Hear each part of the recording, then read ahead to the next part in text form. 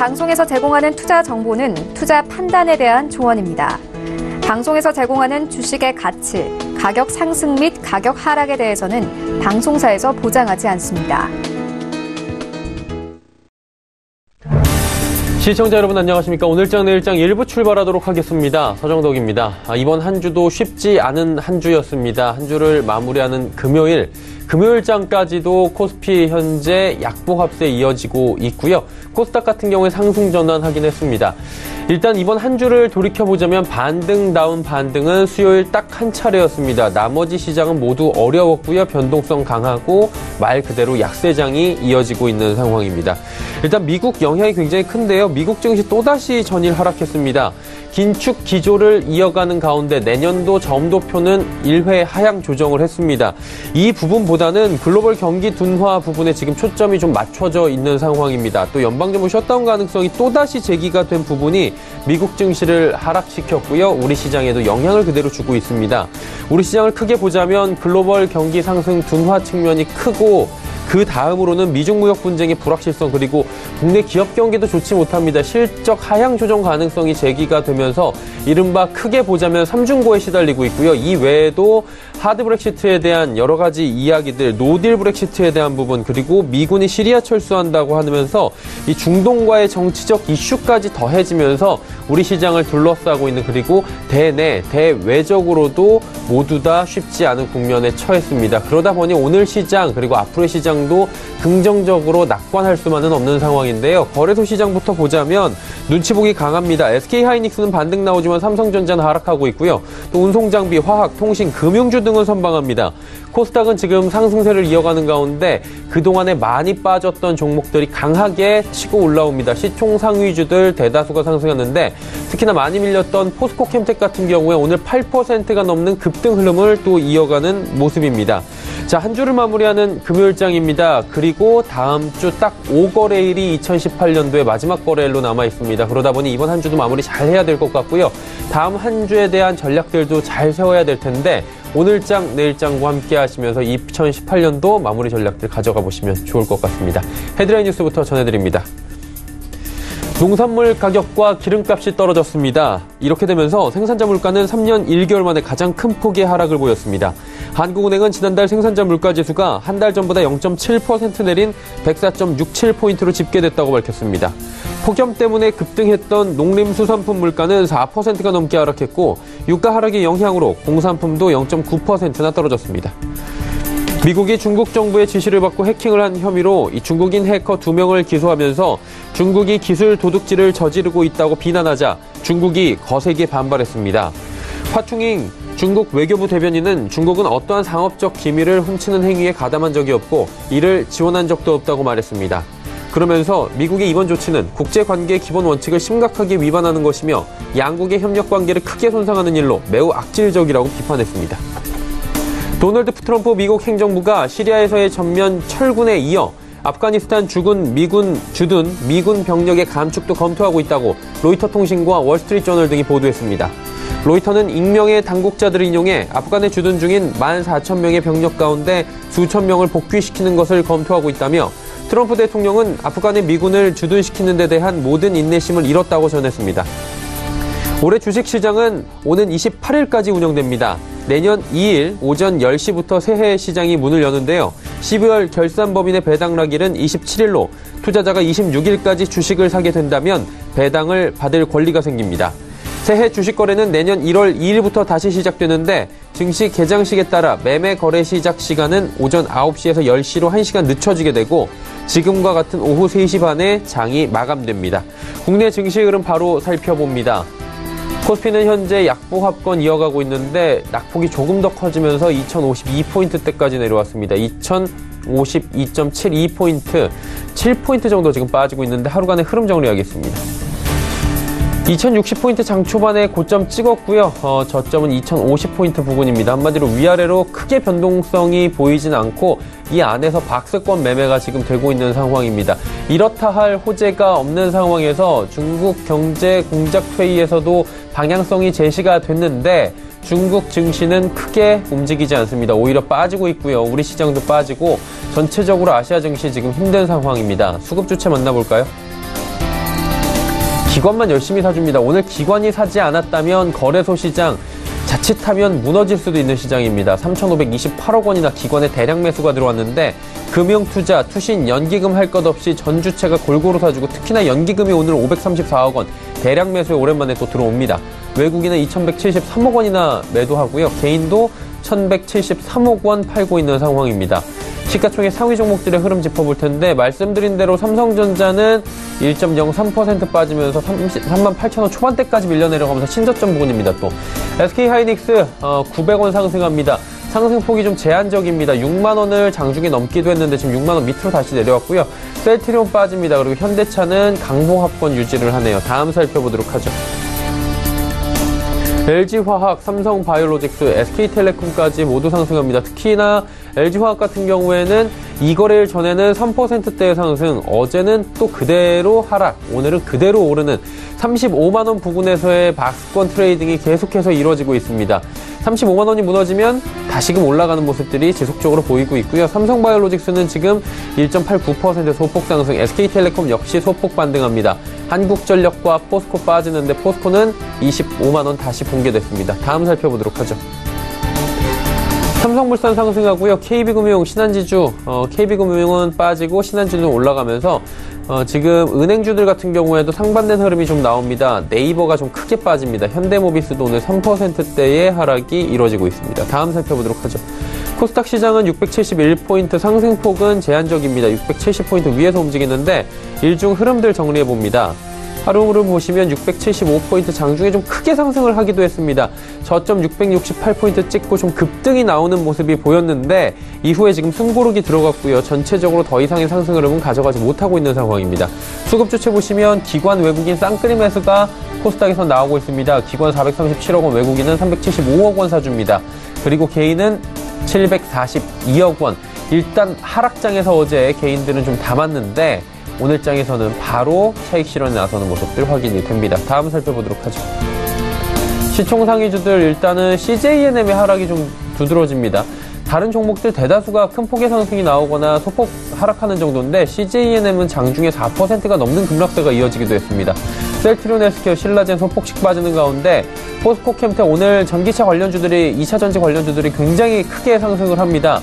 삼성 SDI부터 해서 포스코캠텍 그리고 작은 코스닥의 시총 작은 종목들까지 일제히 움직이는 모습인데 포스코캠텍 워낙에 그동안에 많이 밀렸기 때문에 오늘 반등이 7%나 나옵니다. 바이로메드 1.16% 올라가면서 3거래일 연속 상승하고요. 6위부터 12종목들 살펴봅니다. 메디톡스가 오랜만에 또 시원한 상승이 나옵니다. 4%대의 상승을 가져가면서 60만 원 부근까지 다시 올라왔고요. HLB가 조정 나옵니다. 스튜디오 드래곤 지금 2거래일 연속 상승, 펄어비스도 5%. 오늘 게임 관련주들이 크게 상승합니다. 웹젠, 위메이드도 오늘 큰 폭의 상승이 좀 나오고 있고요. 코오롱 티슈진도 4만 원 부근까지 다시 탄력적으로 움직입니다. 다음 살펴보도록 하겠습니다. 11위부터 15위 종목들. 셀트리온 제약 소폭 빠지는 가운데 아난티 정말 강합니다. 아난티 오늘 장중에 3.31% 단일호가로 움직이는데도 불구하고 지금 상승 흐름 가져가고 있고요. 파라다이스 반등에 성공했습니다. 컴투스도 상승하고요.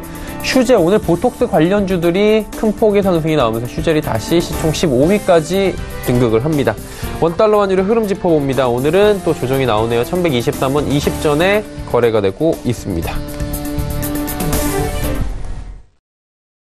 금일폰 방수에서 제공해드리는 정보는 투자 판단에 대한 조언일 뿐입니다. 해당 주식의 가치와 수익률 보장해드리지 않는다는 점 참고해 주시길 바랍니다.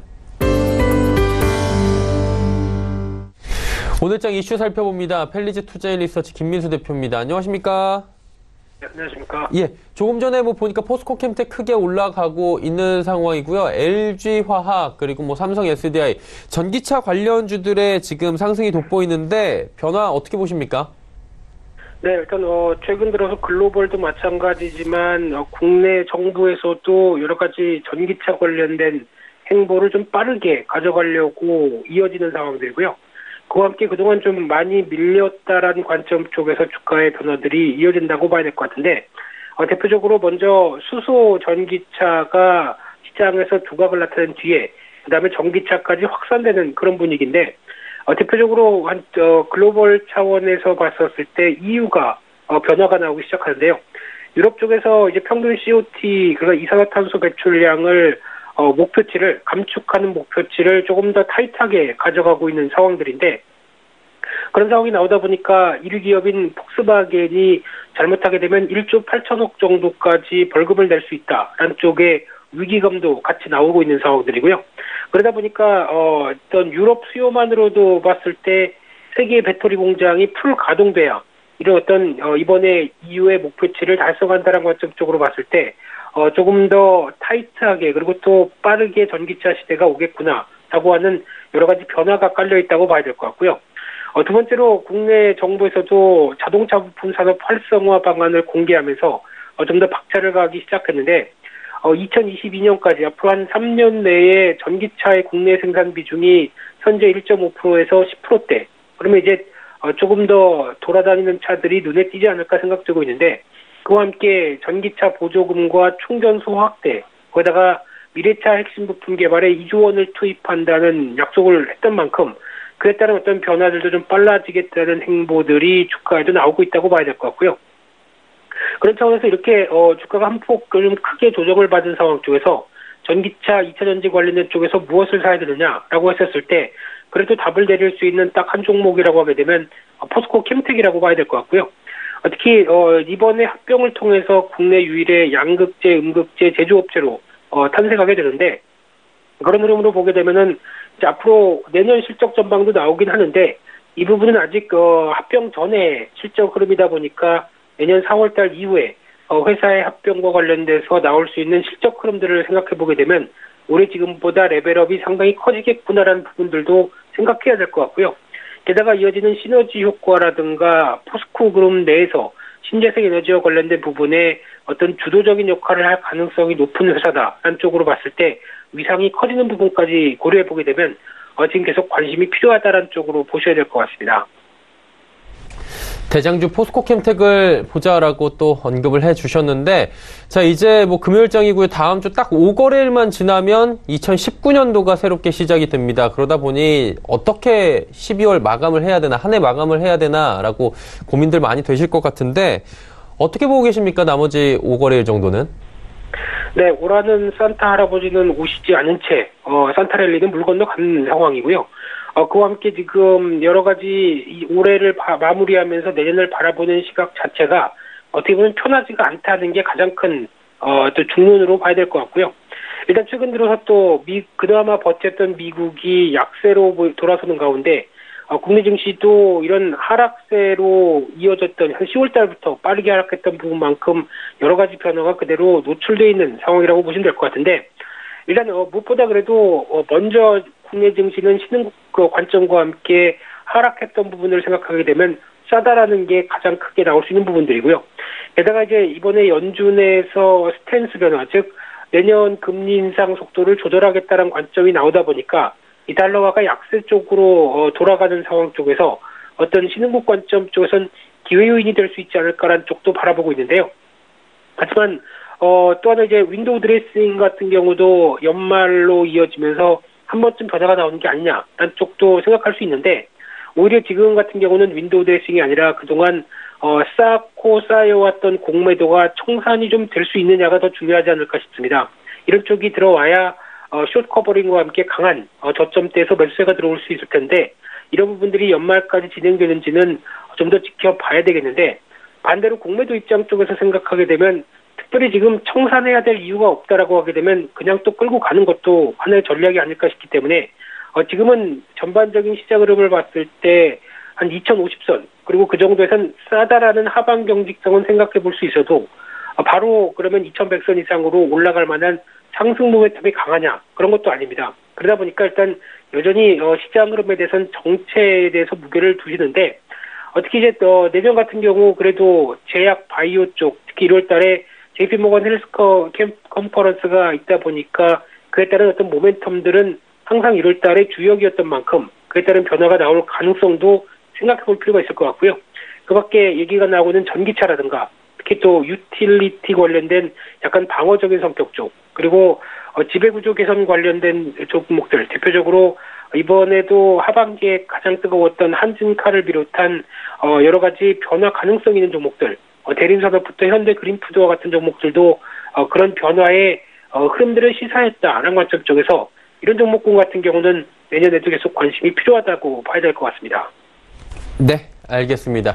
남은 12월에 대한 이야기까지 하나하나 짚어주셨습니다. 오늘 말씀은 여기까지 듣겠습니다. 고맙습니다. 네, 감사합니다. 펠리즈 투자앤리서치 김민수 대표와 함께했고요. 이슈 칼럼 바로 이어집니다.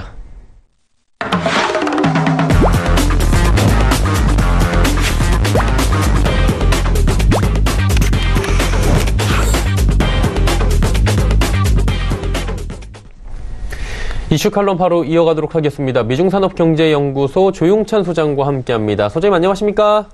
예, 안녕하십니까? 예, 중국과 미국과 중국 간의 무역 전쟁 지금 휴전에 들어갔는데 뭐 휴전 들어갈 때까지만 해도 분위기 괜찮았는데 시주석의 연설 이후에 관계가 조금 냉랭해지는 듯한 모습을 보이는 게 아무래도 좀 미국에 대해서 직접적으로 뭐 미국이다라고 하지는 않았지만 겨냥을 하는 듯한 발언들이 좀 나온 것 같거든요. 이례적으로 견제한 이유가 좀 있을 것 같습니다. 네, 아무래도 중국 같은 경우에는 중국몽을 실현하기 위해서 당이 기업과 시장을 관리하는 개방을 추진하겠다고 했는데요. 이렇게 되면은 현재 트럼프 대통령이 추진하고 있는 중국 시장 개방과 관련해서는 여전히 벽이 생길 가능성이 크다는 점이죠.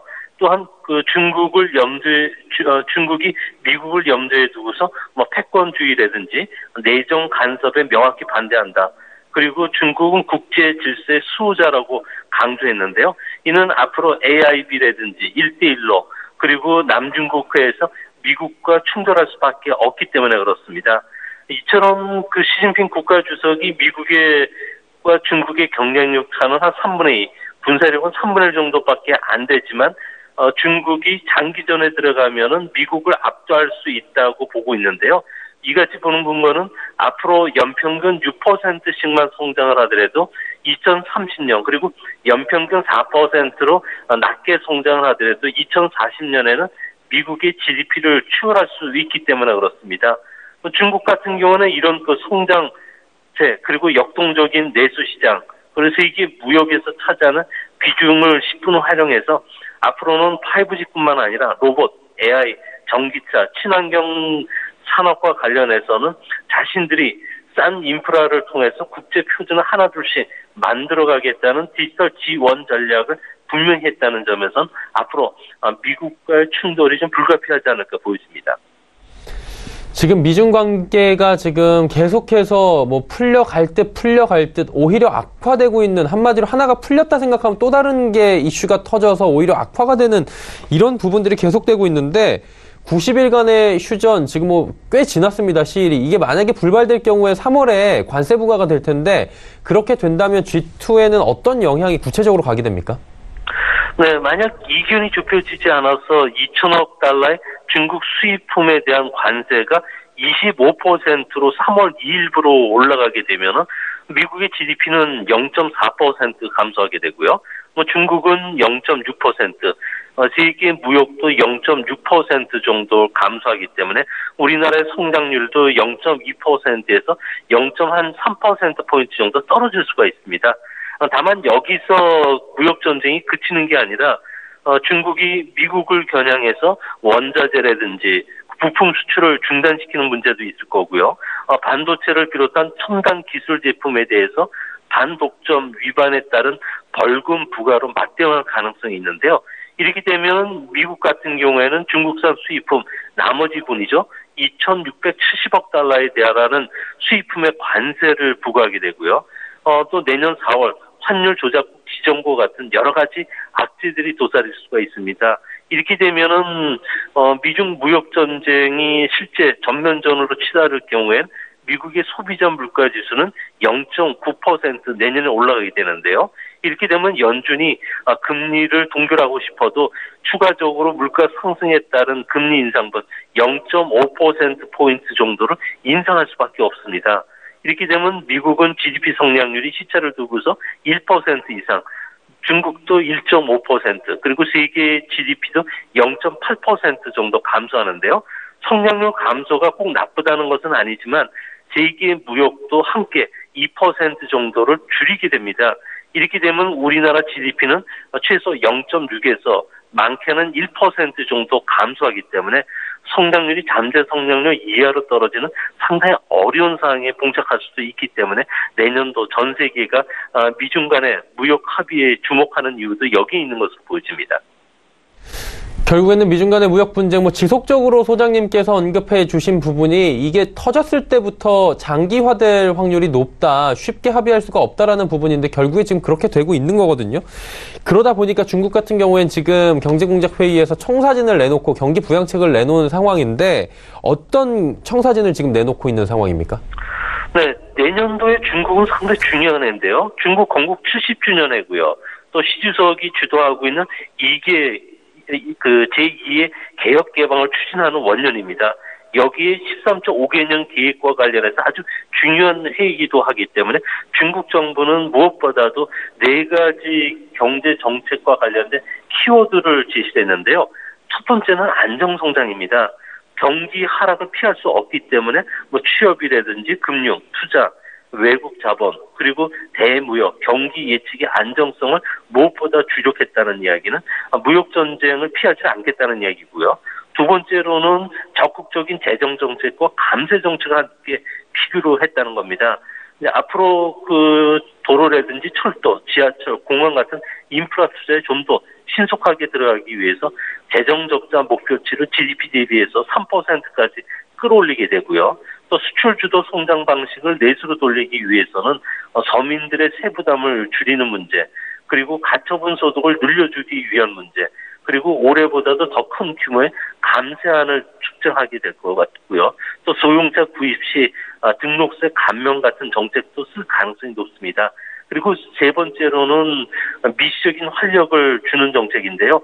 민간 기업의 발전을 지원해주기 위해서 지적재산권 강화뿐만 아니라 좀 수준이 높은 시장 개방, 그리고 외국인 투자법을 보완시켜주기 때문에 중국 시장에 들어가는 우리 내수와 관련된 종목들도 이때 좀 수혜를 입지 않을까 보여집니다. 그리고 마지막으로 중국은 지방이 차지하는 비중이 워낙 크기 때문에요.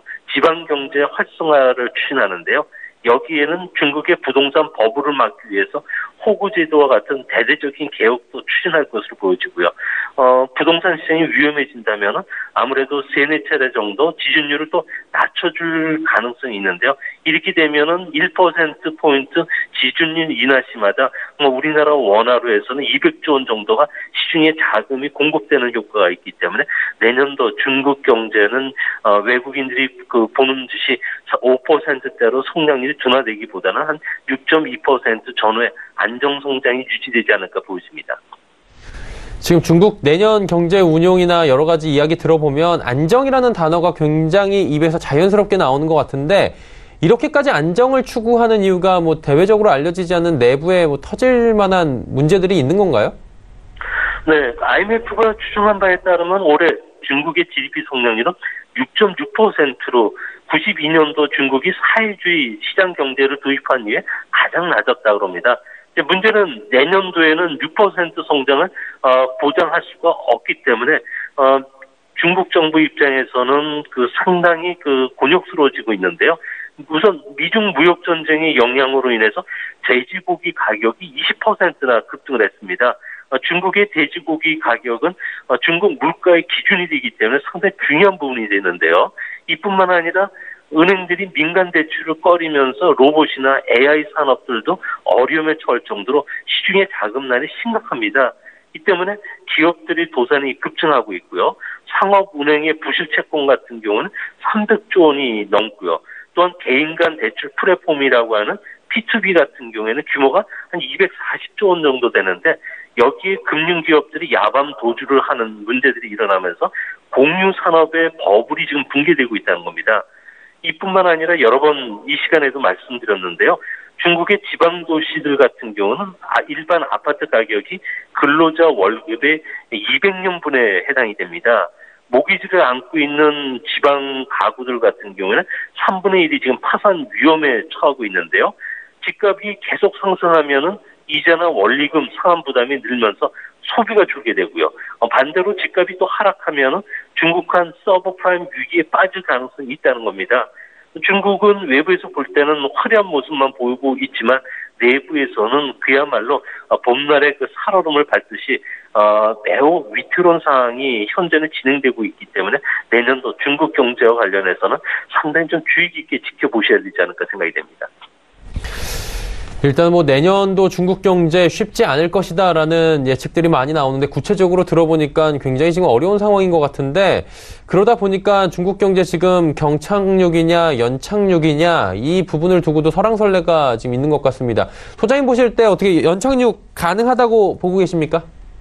네, 저는 연착륙은 충분히 가능할 수 있다고 보고 있는데요. IMF라든지 월드뱅크 같은 경우에는 내년도 성장률은 6.2% 정도로 예상을 하고 있습니다. 가장 큰 문제는 무역 합의가 불발이 됐을 경우에 중국 쪽에서 막단 외자가 빠져나온다면은 6%를 장담할 수는 없는데요. 이럴 확률은 그렇게 높지는 않습니다.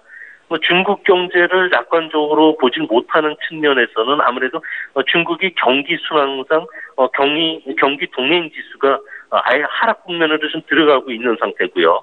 또한 수출 주도 성장 방식이 하루아침에 내수 서비스로 돌아서기는 상당히 어렵다는 겁니다. 하지만 중국은 전체 소비의 20%를 차지하는 자동차 판매 같은 경우는 감소세로 돌아섰지만 이 부분과 관련된 재정 정책을 썼을 경우에 충분히 돌아설 수가 있고요. 또 재고 생산 그러니까 밸런스도 지금 축이 무너지면서 5개월 연속 축소되고 있지만 중국 정부가 보이는 손인 정부가 직접 나서 공급과 시장을 같이 창출해 줄 수도 있기 때문에 앞으로 가장 중요한 거는 중국 정부가 경기 하락에 맞춰서 도로나 철도 같은 인프라 투자를 얼마나 신속하게 빠르게 집행시켜서 경기 연착륙을 막아주는가 이게 가장 중요한 핵심 포인트가 되지 않을까 보여집니다. 네, 그리고 지금 상하이 종합지수 같은 경우에도 많이 내렸습니다. 2,500선 마지노선이라고 우리가 이야기를 몇 번 했었는데 지금 보니까 2,506까지 빠졌습니다. 우리 증시도 문제지만 중국 증시 언제쯤 반등이 가능할까요? 네, 중국 같은 경우는 현재 정책 민간기에 들어갔기 때문에 정책 수혜주를 중심으로 해서 매일 순환매가 일어나고 있는데요. 하지만 주가는 하루 오르고 또 이틀 조정을 받는 아주 전형적인 약세장 모습을 보여주고 있습니다. 올해는 중국 투자가들의 93%가 원금 손실을 기록했다고 했는데요. 1인당 평균 손실액이 무려 우리나라 원화로 1,600만 원 정도에 달하다 보니까 투자 심리가 지금 위축이 되어 있는 상태입니다. 중국은 약세장에서는 항상 세 가지 주가 바닥이 찾아오는데요. 먼저 정책 바닥은 2,500선이면은 충분히 바닥이 확인되겠지만 다음 찾아올 밸류에이션 바닥 그리고 마지막 수급 바닥을 통과해야 됩니다. 현재 중국 증시의 주가 수익률은 13.7배 정도고요. PBR 같은 경우는 1.5배 정도 됩니다. 2009년이라든지 2016년 대세 바닥과는 조금 더 추가 하락이 필요한 시점이고요. 이런 하락을 막아주기 위해서는 중국이 경기가 회복이 된다든지 외국인 투자가 늘어난다든지 MSCI 글로벌 증시에 자금 유입이 돼야 되는데 이런 부분들이 모두 6월달 이후에 예정이 되고 있고요. 외국인이 들어오더라도 위엔화가 약세가 진행되는 상황에서는 대규모 자금이 유입될 수가 없습니다. 이 때문에 중국 정부가 3월달 전인대에서 확장 재정 정책을 쓰면서 실물 경기가 어느 정도 반등을 해준 3, 4분기 정도가 돼야지 주가가 반등할 가능성이 있기 때문에 중국물에 투자하고 계시는 분들은 조금 오래 기다리셔야 되겠고요. 중국물에 새로 들어가고자 하시는 시청자 여러분들께서는 1, 2분기 주가 바닥 과정에 저점이 잡힐 가능성이 있기 때문에 이때 투매 시에 서서히 매수 비중을 조금씩 늘려가는 전략도 바람직하지 않나 보여집니다. 일단은 중국 증시가 바닥을 칠 것은 맞지만 정책 바닥 정도다. 아직까지 더욱더 내년 1, 2분기까지 투매 시점이 올 수 있으니 확인을 하자라고 말씀을 해주셨습니다. 오늘 말씀은 여기까지 듣도록 하겠습니다. 고맙습니다. 예, 감사합니다. 미중산업경제연구소 조용찬 소장과 함께했습니다.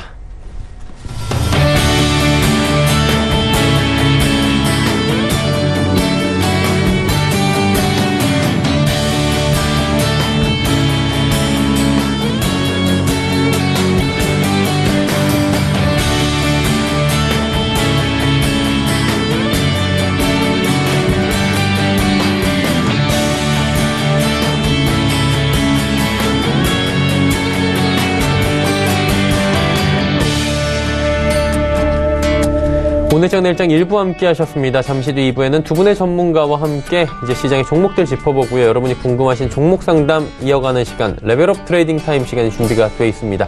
잠시 뒤 2부에 두 분의 전문가와 함께 뵙도록 하겠습니다. 고맙습니다.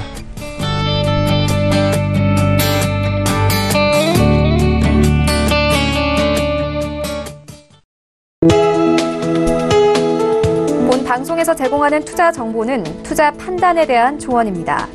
방송에서 제공하는 주식의 가치, 가격 상승 및 가격 하락에 대해서는 방송사에서 보장하지 않습니다.